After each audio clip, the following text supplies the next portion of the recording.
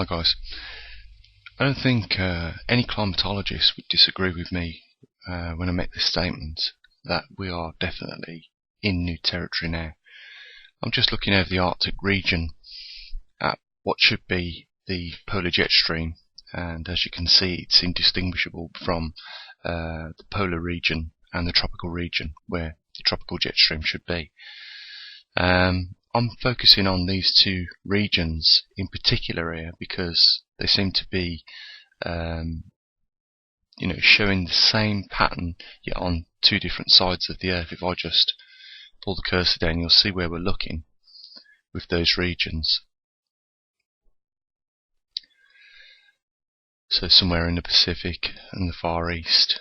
If we bring up the equatorial region, so we can have a look at the view of that, and then we'll just take a little cruise around the world and have a look at the picture, at least as far as the jet stream's concerned.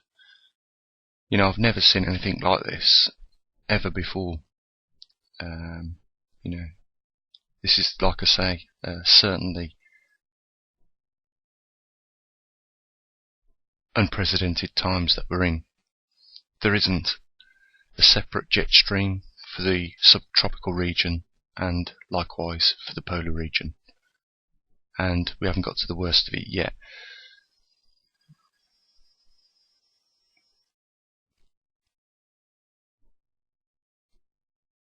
Just look at that, where the two merge and form this really powerful jet stream. And what you've got to remember is we've got Arctic temperatures mixing with tropical temperatures, and most people will know that when you get those two mixing, you get what's called perfect storms.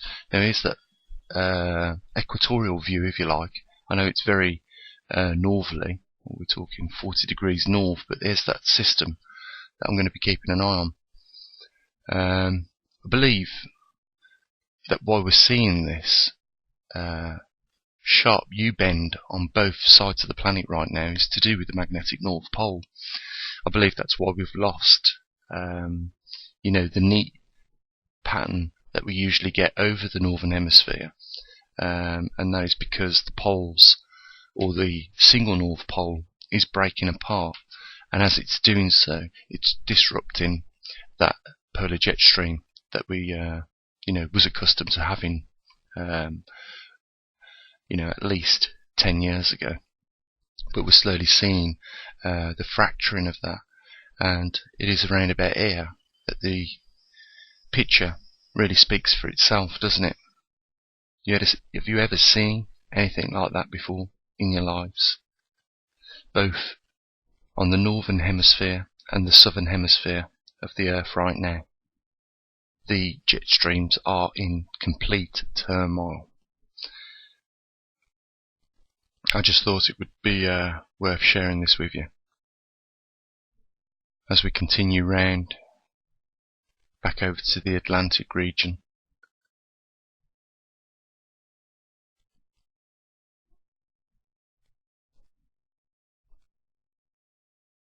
you see again in these two regions where this system is where the plumes on the magnetic chart are swaying heavily over far eastern Europe.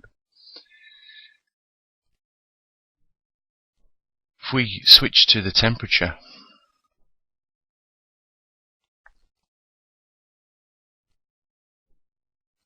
we can see in the regions where the jet stream is pushing down heavily, temperatures of sub-zero, at around 28 degrees north.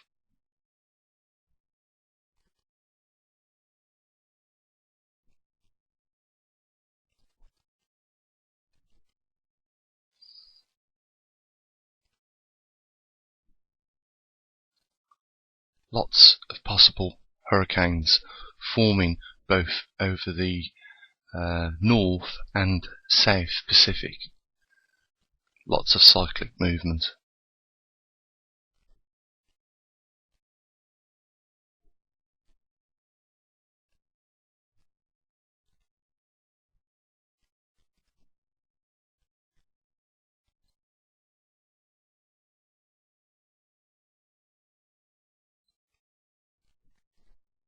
just wanted to quickly mention, for those that haven't yet been over onto the website, it's poleshiftnews.com, without spaces in between. Poleshift News.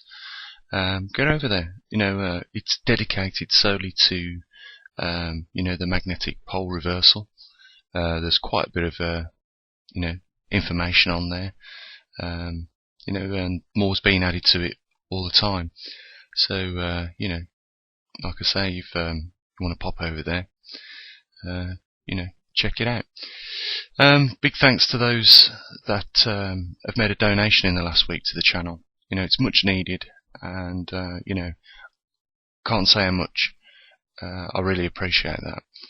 It's frustrating sometimes when you see channels of people enjoying themselves on the yacht, raising at least $4,000, $5,000 a month, and pretty much what they're doing is having a great time, drinking wine, things like that, and they get a lot of support for that sort of thing. But when you put it in context as to what I'm trying to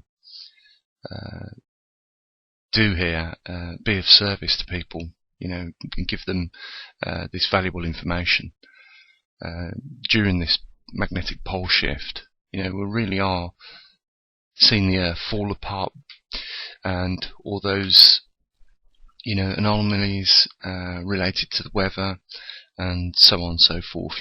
We're seeing them slowly become unpicked, and it's not a week that goes by that we hear of another record-breaking sub-zero temperature around another equatorial region of somewhere on this Earth.